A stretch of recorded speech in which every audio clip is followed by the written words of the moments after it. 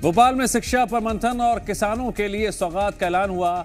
मुख्यमंत्री डॉक्टर मोहन यादव ने एक ही दिन में क्लासरूम और खेत दोनों मोर्चों पर सरकार की प्राथमिकता साफ कर दी। सुभाष उत्कृष्ट विद्यालय में हुए राज्य स्तरीय शिक्षक सम्मेलन में शिक्षा की गुणवत्ता और 2 सिंचाई परियोजनाओं की मंजूरी की खबर दी गई। यानी सरकार का फोकस साफ है, पढ़ाई भी मजबूत और खेती को भी सशक्त बनाना है।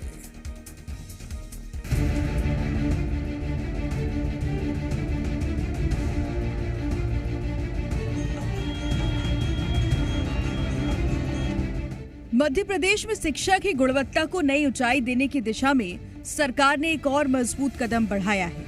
मुख्यमंत्री डॉक्टर मोहन यादव भोपाल के सुभाष उत्कृष्ट विद्यालय में आयोजित राज्य स्तरीय शैक्षणिक गुणवत्ता शिक्षक सम्मेलन में मुख्य अतिथि के रूप में शामिल हुए, जिसमें प्रदेश भर से आए करीब 4000 शिक्षकों के साथ सरकार ने शिक्षा सुधार, नवाचार और शिक्षक हितैषी फैसलों पर मंथन किया।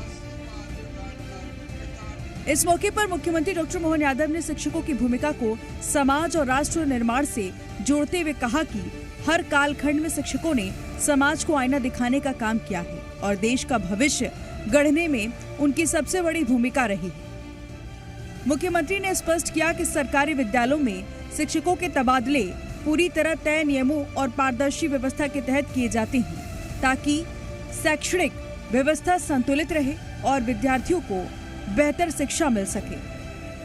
प्रदेश पार्टी के भी पदाधिकारी हैं और हमारे स्कूली जीवन के चाहे शिक्षा मंत्री हो या हम हैं, सबको पढ़ाने वाले गुरुवर को भी यहाँ विराजमान किया। आपका वाकई अद्भुत कार्यक्रम है, मैं आपको प्रणाम करता हूँ।